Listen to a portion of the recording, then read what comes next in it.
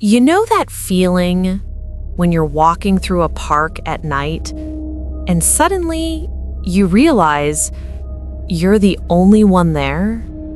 Or at least, you think you are. Tonight's video is called 3 Very Scary True Park Horror Stories.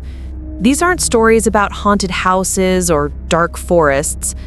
These are about normal, public parks, the kind you've probably walked through hundreds of times. In daylight, they feel safe. At night, they can feel wrong. In these stories, you'll hear about a quiet neighborhood park where something watched from behind the trees, a small town playground where a group of friends realized they were not alone, even though nobody else was there, and a late-night jog in a city park that turned into a run for survival from something that didn't move like a human. If you think parks are safe, by the end of this video, you might never look at swings, benches, or walking paths the same way again. So turn off the lights, put on your headphones, and whatever you do, if you hear footsteps behind you in a park, do not turn around. Story 1. The Man on the Bench. This happened to me about 5 years ago, when I was 19. I lived in a quiet neighborhood with a small park about a 10-minute walk from my house. It wasn't anything special, just a few benches, some trees, a tiny playground, and a walking path that made a loop around it. I used to go there at night when I couldn't sleep. I know that sounds stupid now, but back then it felt peaceful. The streetlights were dim, but enough to see the path. I would walk a few loops, listen to music, clear my head, and go home. One night, it was around 11:30 p.m. I remember because my mom had just gone to bed and I didn't want to make any noise at home. So I grabbed my hoodie, put in my earbuds, and walked to the park like I always did. As I got closer, I could already tell it was quieter than usual. No cars going by, no dogs barking, no wind. Just that weird type of silence where even your own footsteps sound too loud. I stepped into the park and I did what I always did. I started walking the path in a loop. There were 2 benches on opposite sides of the park. One near the entrance, one near the back by a cluster of trees. For the first few minutes, nothing felt strange. I walked, scrolled through my playlist, and minded my own business. But on my second loop, I noticed him, sitting on the bench near the back. Just sitting there, completely still. He was wearing a dark coat with the hood up. His head was slightly down, facing the ground. His hands were on his knees, and he didn't move at all. I actually didn't even see him until I was almost right in front of him because I was looking at my phone. I glanced up and my heart kind of jumped. He was just there. I pulled one earbud out and slowed my pace a bit. I tried to act normal, like I wasn't bothered. People sit in parks at night, sometimes, right? As I passed him, I gave a quick, awkward glance. From what I could see in the dim light, his face was wrong. Not deformed or anything, just blank. No emotion, no reaction. He didn't look at me, didn't shift, didn't even blink that I could see. It was like he was frozen. I kept walking. After a few seconds, I put my earbud back in and tried to shake it off. Maybe he was drunk. Maybe he was homeless. Maybe he was just thinking. But something about him bothered me. On my next loop, as I came around toward the back of the park again, I started to feel uneasy. My body was telling me, don't go there, but my brain was like, relax, it's just a guy. As I got closer, I noticed he was still in the exact same position. Same posture, same angle of his head, hands still flat on his knees. I slowed down again, this time a lot more. I took my earbuds out completely.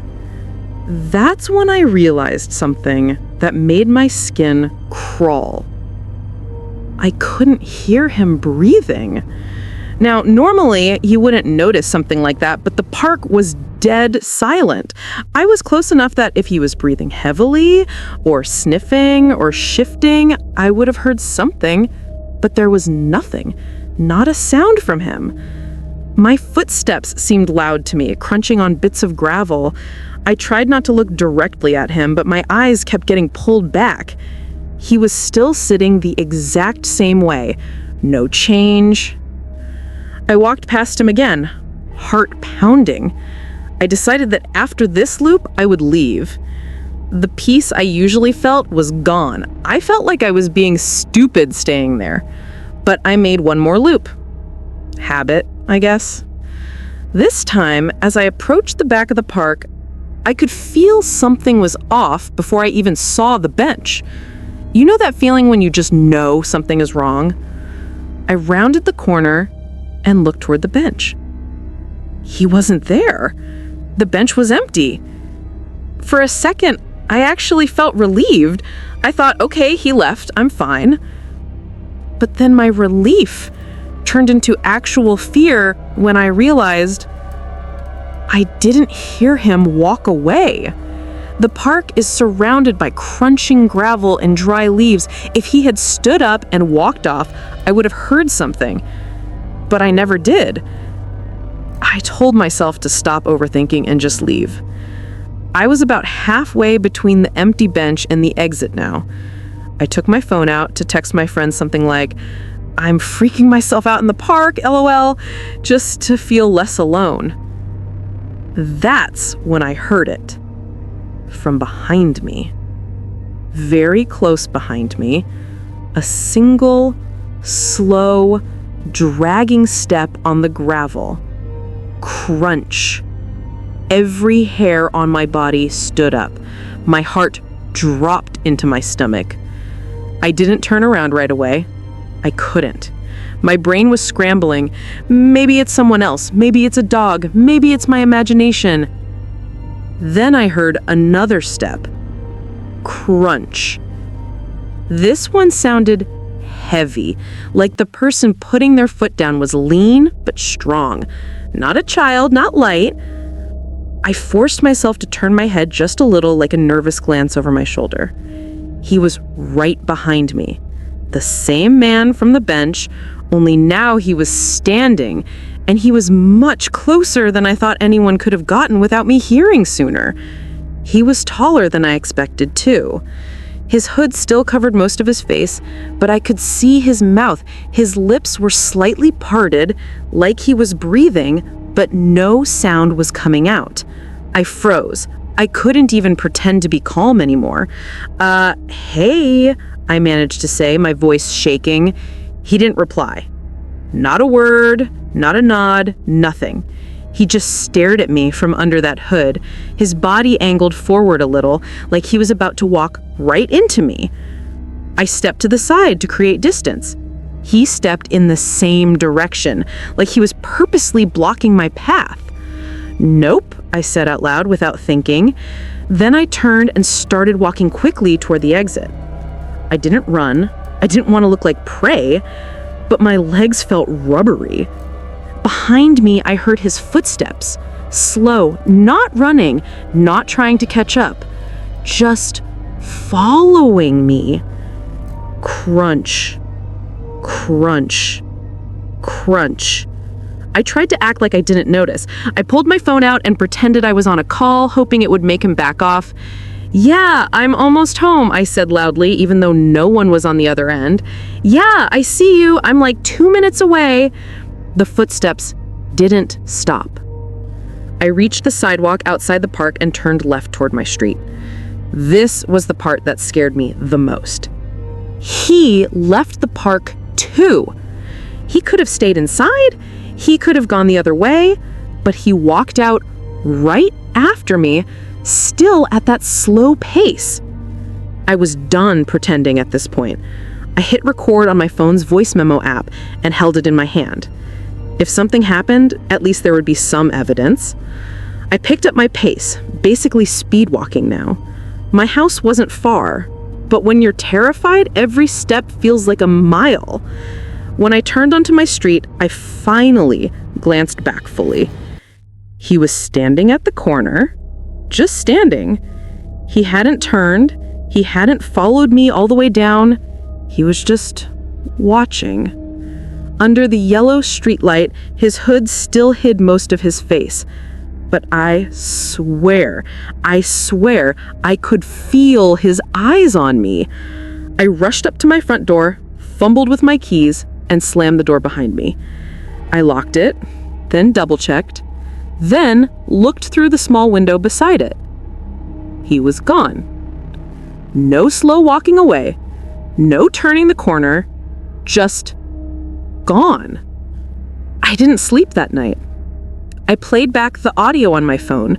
Most of it was just my shaky breathing and footsteps, but there was one part, right before I turned onto my street, where you can clearly hear it.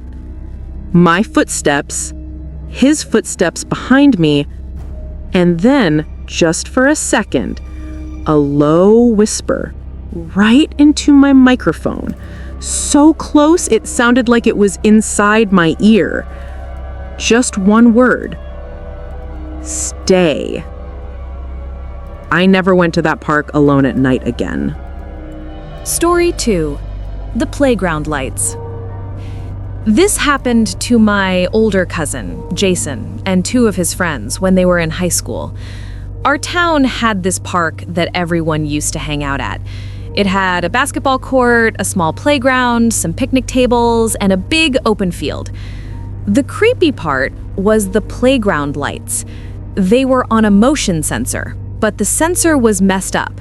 Sometimes the lights would turn on and off randomly, even when no one was there. People joked that the park was haunted. Jason and his friends, Chris and Leo, thought it would be funny to go there late at night and ghost hunt with their phones. Typical teenage stupidity. It was a Saturday night, around 1 a.m. They walked to the park, joking around, recording everything like they were hosting some fake paranormal show. Welcome back to another episode of We're Going to Get Murdered in the Dark, Jason said into his phone, trying to make his friends laugh. They were loud at first, messing around on the basketball court, but after a while, they got bored and started walking toward the playground. The playground was at the very back of the park, near a line of trees that led to a small wooded area. There were 2 tall light poles right next to it, the ones on motion sensors. As they got closer, Jason noticed something strange. The lights were already on, but they hadn't seen anyone else in the park. Maybe someone's there, Chris said. Good, free content, Leo joked. Jason noticed goosebumps on his arms anyway. The park was mostly dark, except for that one patch of bright light around the playground. The swings, the slide, the climbing frame, all of it was lit, but completely empty. When they stepped onto the wood chips around the playground, Jason's phone recording clearly picks up the sound of their footsteps. You can hear them laughing, making dumb ghost jokes, trying to spook each other. Then, all at once, both playground lights shut off. Click. Dark. The only light now was coming from a faraway street lamp and their phone screens. Okay, that's creepy, Leo said. Jason laughed nervously. Motion sensor, dude, calm down. Chris waved his arms dramatically in the air. Turn back on, demon lights, he yelled. Nothing. Jason pointed his phone camera toward the lights. You can hear him on the video saying, they were just on. That's actually weird. Then, a second later, click. The lights snapped back on. For some reason, that made all 3 of them go quiet. No more jokes.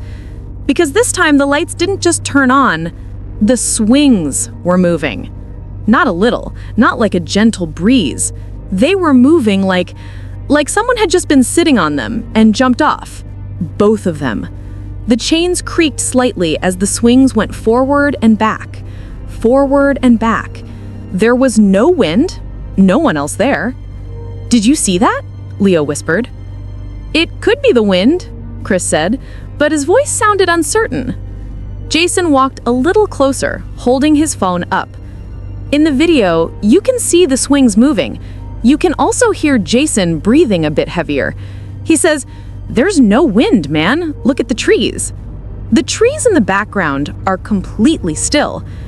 The three of them stood there, watching the swings slowly come to a stop. No one said anything for about 10 seconds. Then they heard it. From the climbing frame, a soft metallic clank, like someone putting their foot on it and shifting their weight. Jason whipped his phone camera toward it. Nothing. "Dude, say something," Leo whispered, but none of them had anything to say. Another sound, this time like a quick shuffle, metal on metal, like someone moving across the bars, yet the structure was empty. Jason zoomed in with his camera, focusing on the top of the slide area. Nothing moved.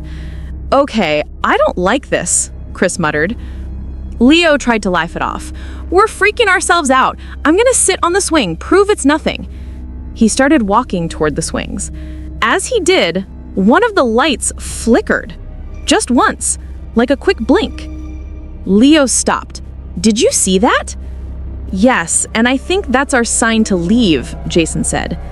Then both lights went off again. This time, the darkness felt heavy, like it settled on them. Jason's phone video shows almost nothing now, just small shapes and shadows from the distant street lamp. You can hear breathing, you can hear someone nervously laughing, then you hear something else, a voice. It's faint, but clear. It sounded like a child's voice, saying, "Push me." Not playful, not giggly, just flat. Leo gasped. "Did you hear that? Tell me you heard that." "Nope, no thanks, I'm done," Chris said quickly. Before anyone could move, the lights snapped back on. The swings were moving again. But this time, only one of them. The other swing hung completely still. The moving one was going higher and higher, like someone invisible was pushing it harder and harder. The chains squeaked louder, back and forth, back and forth. Jason's video shows the swing going almost as high as a kid would go if they were really trying. But nobody's there. The seat is empty. Then it just stopped, mid-swing. Not slowly, not gradually. It went from full motion to completely still, like something grabbed it. Jason muttered, "That's not possible." Leo whispered, "We need to go, now." That's when all three of them heard it. Not a voice this time. Laughter, but not fun laughter. It was high-pitched, like a child, echoing just a little bit in the empty park. It was coming from the direction of the slide. Jason turned his phone camera toward it. For a split second, the camera picks up something at the top of the slide. Jason still has this video, and I've seen it myself. It looks like a small shape, like a child's silhouette, but there's something wrong with it. No clear features, just a dark head and shoulders shape. By the time he zooms in, it's gone. The lights shut off again. Total darkness. That's when they ran.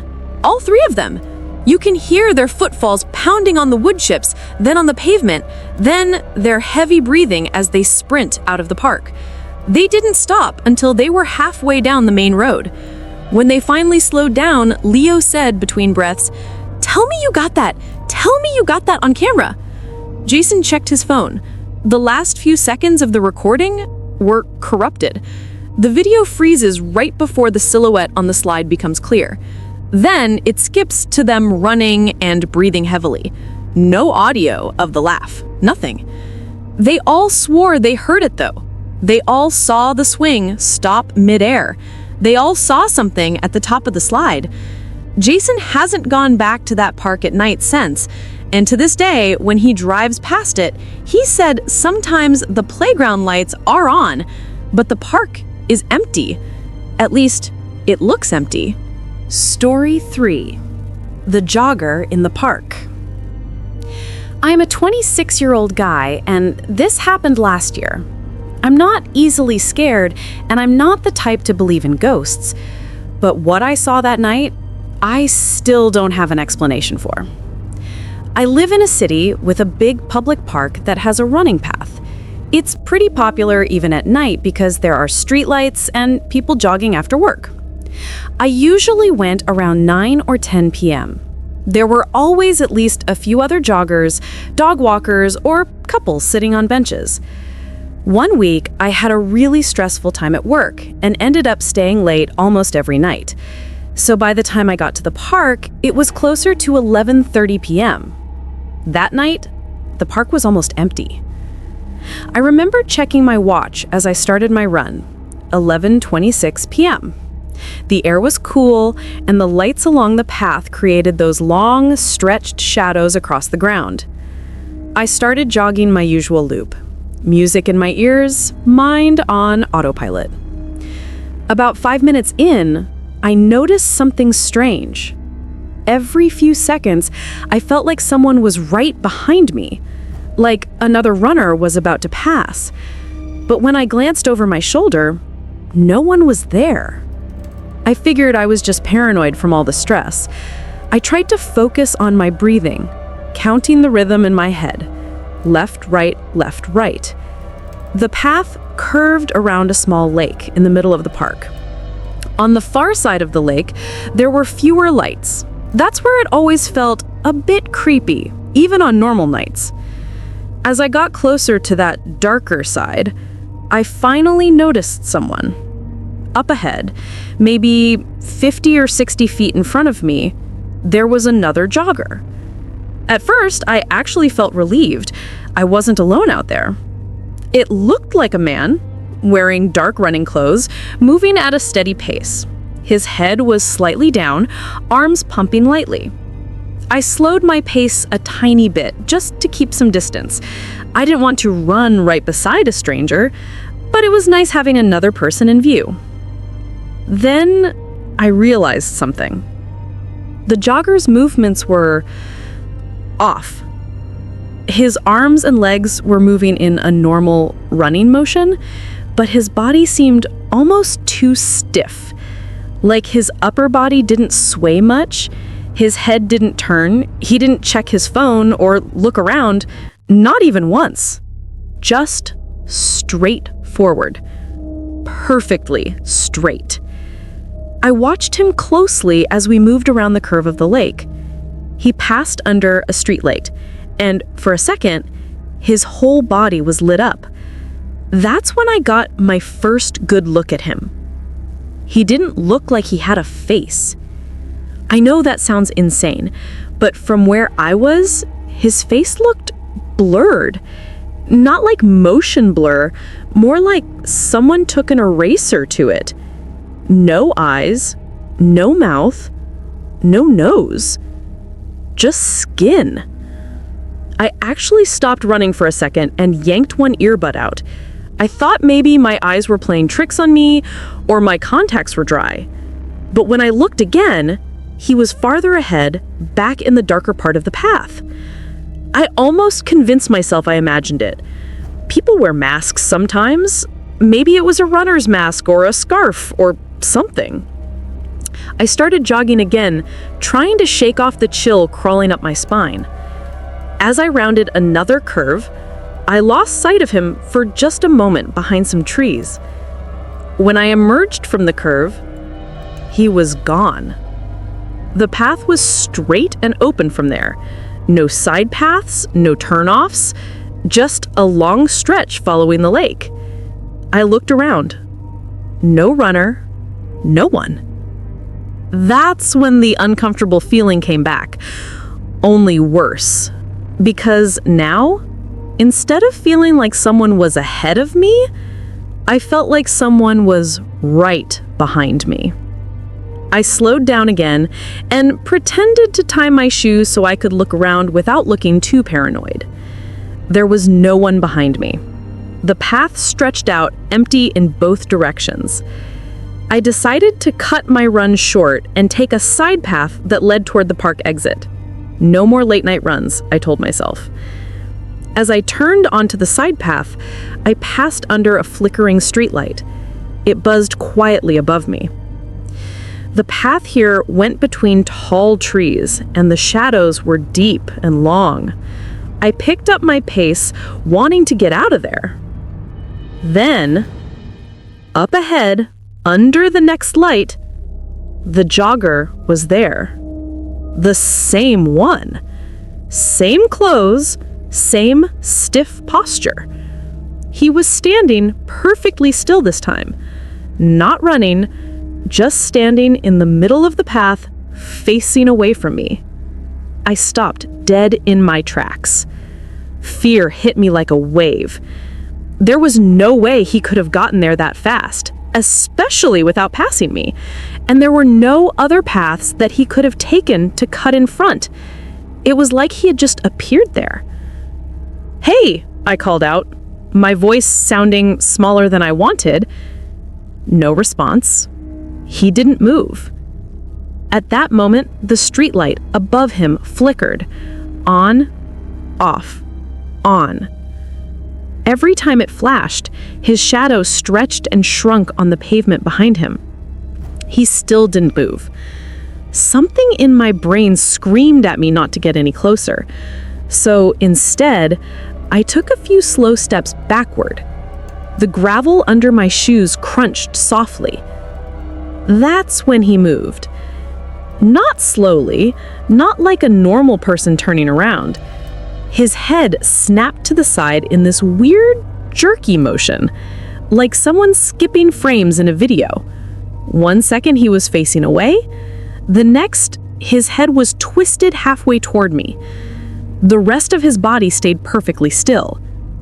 Even from that distance, I could now see his face better. It was wrong. The skin looked too smooth. There were shallow shapes where his eyes should be, but they were too faint. No eyebrows. No mouth that I could see. It was like looking at a mannequin's face that someone half-heartedly tried to shape into something human. He started to turn his whole body toward me, but it didn't look natural. There were these small, sharp movements, like his joints were stiff. I took another step back. My heart was pounding so hard it hurt. "Do you need help?" I managed to say. He took a step toward me. Not a jogger step, not light and rhythmic. It was heavy, like he didn't know exactly how to move his legs correctly. His foot came down at an odd angle, but he didn't stumble. He took another step. Another. He was coming toward me now, but his body didn't bounce the way a normal walker's would. It was like his upper body was gliding, and only his legs were doing the walking motion. I started walking backward faster, then turned around and began power walking away. I didn't run at first because I thought, if this is just some weird guy, I look crazy. But the sound behind me changed.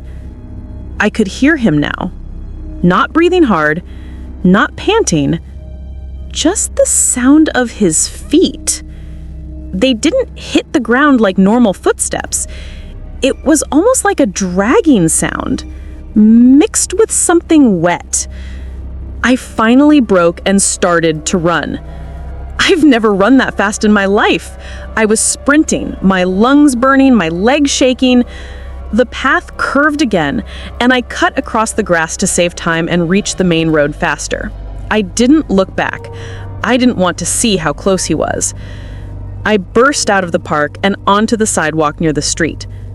Cars drove by in the distance. Streetlights glowed. The world felt normal again. I stopped running, bent over, hands on my knees, trying to catch my breath. I forced myself to turn around and look at the park entrance. He was standing just inside the darkness of the path, right where the park ended and the sidewalk began. He didn't chase me out. He just stood there. The light from the street didn't fully reach his face, but enough did that I could see again that smooth, almost featureless look. We stared at each other for what felt like a full minute. I didn't move. He didn't move.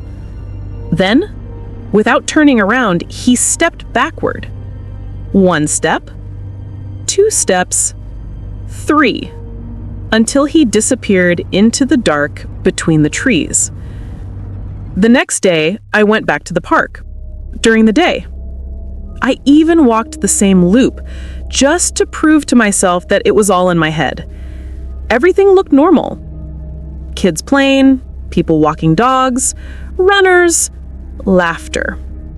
I told myself it was some guy with a mask, or maybe I was exhausted and imagining things. I didn't fully doubt myself until a week later.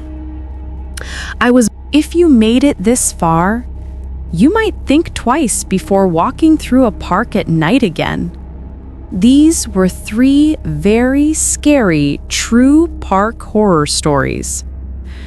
From the man on the bench who whispered, "Stay," to the empty swings moving on their own, to the faceless jogger who doesn't seem limited by normal human rules.